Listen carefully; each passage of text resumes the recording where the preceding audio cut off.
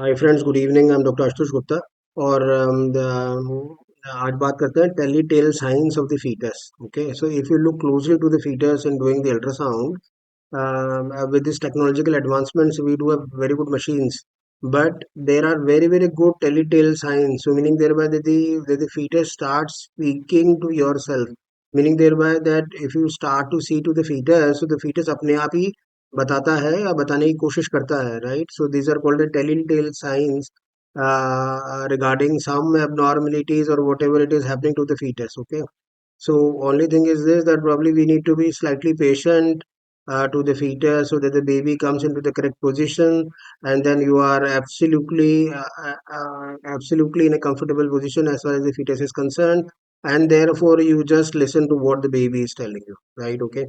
So we have had this pregnancy. Definitely, the age of the mother was 38, which is an advanced maternal age, and then we looked around for the fetus, and then we identified some sort of subtle signs, right? And then we identified that there is something that probably we need to do to the baby so as to identify what is happening to the fetus and all those stuff, right? Okay, so but it is a telltale signs to the fetus. Okay, so this is how we are going to name this video, right? Okay, so this is the ultrasound that we are doing at 13 weeks.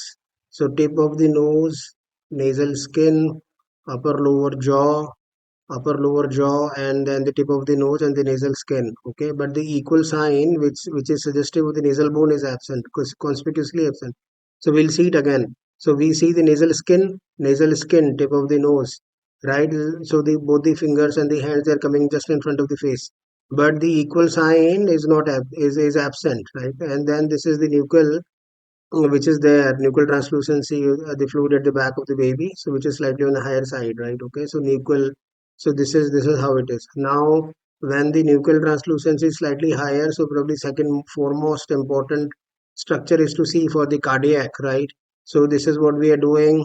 So very good assessment of the fetal heart. So we can see the four chamber, we can see the right and the left ventricle, we can see both the valves, we can see the pulmonary veins.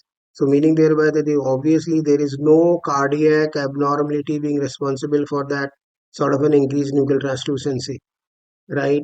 So we could have suspected some sort of an DORV or TGAs, or we could have expected some AVSDs, so that could have been responsible for, but the cardiac is absolutely great. And so we are having an absent nasal bone, and we are having an increased nuchal translucency, so that turns out to be collagenopathy, and our suspicion is for aneuploidy because of the age of the mother also. So that is how it is. So telltale signs on ultrasound through the fetus. So meaning thereby that the fetus starts speaking to yourself, and then we can communicate with the baby. So what the baby is telling us, right? So once the nasal bone is absent, so probably our suspicion is for aneuploidy, which is trisomy 21 first. Whenever the nuchal translucency is slightly higher, which is at 90th centile or 95th centile for gestational age, we can have an aneuploidy, we can have Turner syndromes, we can have some cardiac abnormality. Second abnormality that probably we can see could be a congenital cardiac abnormalities, and therefore we can really look around for 95% of all those cardiac abnormalities or something in 13 weeks, which turned out to be absolutely great and which was not there. Third, we try to look around what is the status of the subcutaneous edema all throughout the body, or meaning thereby that from the nuchal, if it is getting onto the body, or we are having this increased subcutaneous tissue fluid on the dorsum of the fingers and the dorsum of the legs. So if it is there, so that goes more in favor of being turners and all the stuff, right?